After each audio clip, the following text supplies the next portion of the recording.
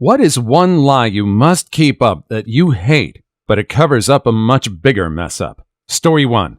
I have 3. Each one was the worst in its own way. The day my father was diagnosed with Lou Gehrig's disease, I almost cried. I'm not a crier or a very emotional person. I'm more Vulcan-like, I guess. Not saying I'm a hardliner, just that I'm good at keeping up appearances. That caused me to lose it. That's the impact it had on me. The worst lie I maintained was that there was any improvement or ever going to be any improvement no matter what medicine he took. My parents were both hopeful. My family was hopeful. People prayed left and right, and every good day was met with praise of Jesus and maybe it isn't Lou Gehrig's after all. They basically forced me to say maybe they were right plenty of times. I didn't want to tell them the truth. He isn't going to get any better. He's going to become more paralyzed until he can't get enough oxygen, then he's going to expire. Even the day he went out for a hospice weekend, my mom and I were his only caregivers 24/7 for years. I wanted to pull my mom to the side and say, this is CO2 poisoning. He can't breathe out enough, and it's building up in his system. Say your goodbyes. His time is short. I recognized his change in behavior. I recognized his symptoms. Even the nurse at the hospice place wouldn't have any of it. I could barely open my mouth. Well, he expired that day, just like I knew they would, and I couldn't very well go and tell him goodbye. I did the best I could without alerting him to the possibility of it. There's 2 lies, I guess. The third lie is that I hated to see him go. No, I loved to see him go. I didn't cry when he died. His suffering was finally over. Almost every minute of his last 6 months was hell for him. He could barely move anything at all. I mourned when he was still alive, but not enough people in my life would understand that for me to ever tell anyone I knew in real life. Thanks for listening. I've never told anyone this, and I don't suspect I ever will again. And we have a very rough one to start out this video. When he said the third lie was that he would hate to see him go, I thought it was going to be some secret that his father was an awful person or something. I'm so glad that's not the case. Have you ever had anyone pass away of some sort of degenerative disease? Have you ever had to struggle with if you tell them the truth or not? If you told them, did you think it was because they could handle the truth? Story 2. My roommate and I knew a younger guy. Major substance and alcohol problems. He was staying with us for a week to try and get clean since he lived about 3 hours away. One morning, I came into the living room and we're watching TV when he says, I think my roommate came in here last night and grabbed my peen. I think he violated me. I stare blankly and remind him that roommate had been in a different state of business for the past 2 days. He says nothing, but mutters under his breath. I know he was planning on trying to blackmail and besmirch my roommate's good name, but forgot that detail because of his substance-addled brain. He never got the chance. He went back to his home 2 days later and was in a serious car accident. He and his girlfriend were both drunk and neither of them remembered who was driving. Her because she was drunk and him because he sustained massive head trauma and can't function properly. Can't talk, can't walk, can't use the bathroom, etc. If it weren't for his blinking and guttural moans, he'd be a complete vegetable. Here's the worst part, the part that pertains to this post. I never told anyone what he had said, or what I knew he was planning. He was a piece of work that was going to take advantage of my roommate, who is the best guy I know. After the wreck, my roommate was crushed. He thought he could have done more to keep the guy safe, and he did everything he could for the guy and his family afterwards. He doesn't know what the low-life scum was going to do, and God help me, he never will. Do you think this secret should have been kept secret? This person is helping out the family, and I think if he knew the truth, then that relationship would suffer. The family didn't do anything. It was this addict that was trying to do something nefarious. Do you think anything would come from telling the truth? Story 3. My husband and I were spending a few days with my dad and stepmom at their house, and were hanging out downstairs when I went upstairs to change clothes. My husband runs up a few minutes later to use the bathroom. Since he's in the guest bathroom, I use the one in the master bedroom. When I come out, my husband is standing in the doorway of the guest room, silently and frantically monitoring for me to come over. When I get in the room, he says, Dude, I clogged the toilet and it won't flush. You have got to find a plunger. So I'm looking around upstairs but can't locate one. I tell him I'll have to go down and ask my dad where they keep it, and he begs me to take the blame to save him the embarrassment of clogging my parents' toilet with his massive poops. When I ask my dad where the plunger is, he gives me a weird look, and I tell him I accidentally clogged the toilet. Him and my stepmom go on a scavenger hunt for one, but come up empty-handed. My stepmom is like, "I don't think we have a plunger." What the hell? Who doesn't keep a plunger for those unexpected moments? Great, now what? My husband is still hiding in the guest bedroom. Since no plunger can be located, my stepmom gets a yardstick from her craft room and proceeds to the bathroom to unclog the toilet. She freaking chops my husband's poop into enough tiny pieces to flush the toilet with a freaking yardstick, giving me looks. Dad, too. My husband emerges from the master bedroom, toilet flushing in the background. "What's going on?" I told him I clogged the toilet, and he starts laughing, and my parents started teasing me, making poop jokes and talking about how they're going to have to get my stepmom a new yardstick because I've destroyed the one she had. Yeah, my husband still owes me for that one. We laugh about it to this day, and my parents still bring it up in public. This kind of secret is straight out of a farce play or a sitcom. Why in the world would this be something you would take to your grave? In fact, I don't think this woman is going to take it completely to her grave. I think at some point the truth is finally going to come out. Story 4. I worked at my dad's company when I graduated from college.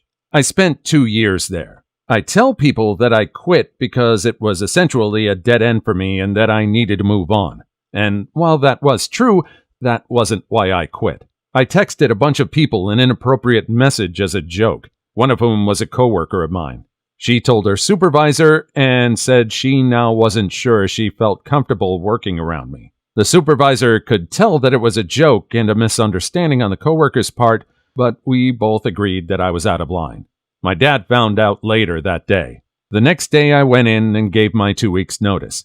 I said that any action not resulting in my leaving could potentially be construed as favoritism, and I didn't want to risk my father's position, and thus my brother's tuition and mother's alimony on a silly mistake at a job I had outgrown. The only people that know what really happened are my coworker, my supervisor, her supervisor, and my dad. Everyone else thinks I just got sick of the job and left. Story 5. My dad told me on my 19th birthday that he had fathered a girl with another woman. He never mentioned that he was currently playing a role in the kid's life, and I never asked. He had never told my older brother and sister, but my mother knew. They were going to tell us all at one point, but he passed before that ever happened. It was 7 years later. I act like I don't know about it. My sister somehow found out about it and was hinting about it at a family function, but never actually said anything. It gives me some small measure of satisfaction that I knew something this big before my big nosy jerkwad of a sister did. If she brought it up, I was fully prepared to not give a care and just carry on. It hasn't changed my life in any way, really. I've never had any intention of meeting my half-sister and probably give as much of a care about them as they do about me, maybe less. Dropping that I know about it to my mother would probably cause her a considerable amount of grief at having to deal with it again. Not worth it. Story 6. My girlfriend and I were sitting around visiting with a bunch of friends. She was sitting on my lap and someone else was talking, so no one was looking at us. All of a sudden, I felt my girlfriend seize up as she stifled a sneeze. Unfortunately, holding back the sneeze caused her to rip a massive fart. The fart was so huge that every head in the room turned towards us with a look of shock and awe on their faces. I just smiled sheepishly and said, "Excuse me." All the guys cracked up and the girls feigned disgust until the aroma hit their nostrils. It was a rancid, vulgar odor that cleared everyone out of the room. The group had a few good laughs and made fun of me for years for that fart. That's okay. That night, and many nights thereafter, I was amply rewarded for chivalry. Did she shower first? I'm half serious when I ask that. Spicy time is nice as a thank you, but take a shower first. Clean up good. Use perfume. All the perfume. Story 7. When I was a kid, I chased my little brother outside with a spoon. Once we got outside, he got on top of our car and started yelling. No clue why I was chasing him with a spoon or why I cared about him yelling. After he wouldn't get down, I threw the spoon at him, aiming for his stomach. Trying to avoid it, he ducked, and it hit him in the face right next to his left eye. After he calmed down, I took him back into the house, and he told my mom he fell. He was hurt pretty bad. The spoon didn't just barely hit him. It caused permanent damage to that eye that he had to deal with for years. He wasn't blinded or anything, but his vision was impaired. He was too young to remember, I'm 3 years older than him, that it was my fault, so he didn't know it was me. Not the biggest lie ever because we were both kids and I didn't do it on purpose, but it's still pretty awful to know that I did that to someone. Story 8. I used to serve at a major chain restaurant. When I messed up or forgot to bring something to a table, it was never my fault. I'd blame the kitchen, the bartender, the busboy, anything but admit I made a mistake. So this particular night, I sat at a 3-top consisting of 2 adults and a boy, maybe 4 or 5 years old. The parents order their drinks and ask for a kid-sized milk for their son. I bring them an adult-sized milk by mistake, and the dad says, excuse me, but we wanted a kid-sized milk. I lie. Yeah, we're actually all out of kid cups, so that's all we have. I'm sorry. My manager forgot to place the order for them this week. He believes my story and everything is fine. But then I sat on an 8-top with 4 kids and 4 adults.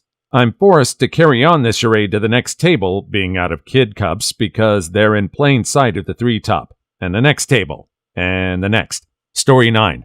I came up with a lie so I wouldn't have to go to my sister's friend's surprise party. I told her I had some homework to finish up that was due that night. There was no assignment. I just didn't feel like going. My sister came over and said I should at least sign the card. My sister then very strongly suggested that her friend really likes me. So now I do want to go, but I already told the lie. So now I backtrack saying that the assignment was almost done and I could turn it in now for a 90. I went to the party. We hooked up 3 days later and I'm still dating her. The annoying part is whenever anyone tells the story of how we got together. They say that I got a lower grade on an assignment so I could see her. I really want to correct it, but there is no graceful way I can think of to do so. Do you think if he told the truth, the girl would continue to tell the lie because it's just a more interesting story? Of course, this is assuming that she's still okay with this guy. In truth, she might get mad. This guy is only working on the knowledge that he has. How was he to know this girl was into him? Story 10. I work as a bar manager and both my boss and I are military vets. Actually, that's mostly how I got the job. We struck up a conversation and I discussed my time in the service. Except that my 6-year enlistment ended at around 3 years, 2 months. I didn't go AWOL/A or drink myself stupid. Mostly, I would oversleep and I was a jerkwad in my early 20s. Not my finest hour. I left with a general discharge, so I still had college paid for in Texas, but very few know about this. I couldn't reveal this, and honestly, the lie has manifested into the status quo. Everything I have has been predicated upon a lie. My jobs, my girlfriend who's a veteran, and even a good amount of friends have no clue. Story 11. I once worked at a large store and walked up to a coworker to ask a question. I must have startled her because as I was asking, I noticed a weird look on her face and suddenly realized that she was peeing herself. I pretended not to notice and made some excuse to leave and came back a little later to see her mopping up. I said, "Did a customer spill another drink again?" and wandered off. I told all my coworkers that a customer had spilled soda all over the floor in her department. Story 12. When I was 15 and only had a driver's permit, I fell asleep behind the wheel and rolled the truck I was driving. My mom was asleep in the passenger side and luckily we were not injured. She ended up telling the cops it was her driving since I would have been unable to ensure when and if I did get my license at 16 years old. It's not really a story that comes up often, but I have always felt terrible that it went on her driving record. Ever since that accident, I've made it a point to be a safe driver, and 8 years later have not been in another car wreck. Knock on wood. Moms will do a lot for their sons. I think we can all look back on our lives at our mothers and find a situation where they have made a big sacrifice for us. I don't think this is even the biggest sacrifice a mom has made for their kid. Many of us just don't deserve moms. Story 13. Why don't you travel? Or even just down to the USA for a day trip? Gas is cheaper down there, blah, blah, blah. I live in Canada, just on the other side of the border. I have to make all kinds of excuses, like trying to save money by not going on vacations, not having a passport yet, having prior obligations and plans, stuff like that. The real reason? I've got a criminal record. Story 14.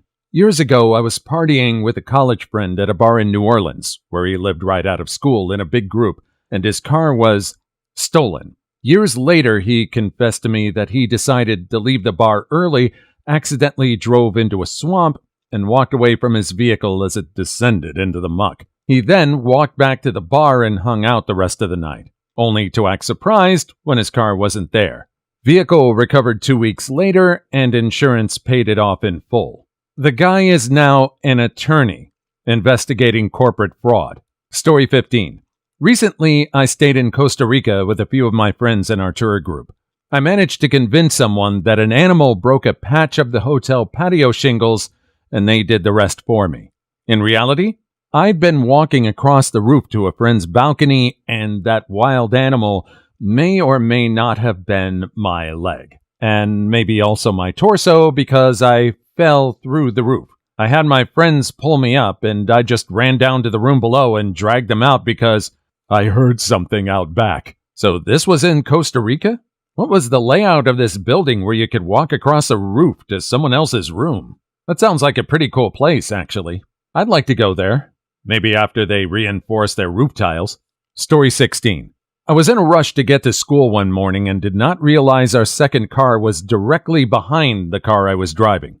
I rammed into the back end of that car and broke the license plate. So I then had to take that car to prevent my mom from seeing it. I told my friend that my brother got into a fender bender, and I told my mom that my friend, the same friend, broke it by failing at a Dukes of Hazzard type slide on top of my car. So now they think all my friends are irresponsible and overweight. Story 17. I had a longboard accident a year ago, and I ended up injuring myself pretty badly. I got tendinitis in my ankle from a previous complication, bursitis in my hip, and I needed 8 stitches in my face. My boss would always tell me, one day you're gonna fall off that thing and seriously injure yourself. So I lied and said I fell while chasing a dog down a hill. Now he kind of pities me and lets me take it easy if my hip starts to act up. Story 18. My wife and I were at my parents' house helping them organize things in the attic. My wife slipped at one point and stepped right through the bedroom ceiling. I picked her back up and I could hear my parents yelling, "What was that? What happened?" She started crying because she's always trying to impress my parents, so I yelled down, "I stepped through the ceiling, sorry," and took the blame. Years later, my family still makes fun of me for the incident. I just look over at my wife and wink. Story 19. Not me, but my roommate freshman and sophomore years at college was put on academic probation for failing and lost her full-ride scholarship. She was too afraid to tell her parents, so she started stripping to pay tuition. Last time I talked to her, she never finished college and is still at the strip club, and her parents still think she's a graduate that can't find a job. Story 20. That I can't smell anything. I told my best friend that in 3rd grade to sound cool. The problem is that he has a photographic memory. I'm trained to never make a comment about smells. My parents even think I can't smell. They paid for a doctor to look at it. The doctor said, "Oh, sometimes this happens. It's probably nothing to worry about." Worst doctor ever. And I can't get out of it. Ever. I'm stuck. Please leave your story in the comments. I would love to make a video on them in the future. Also, don't forget to like and subscribe.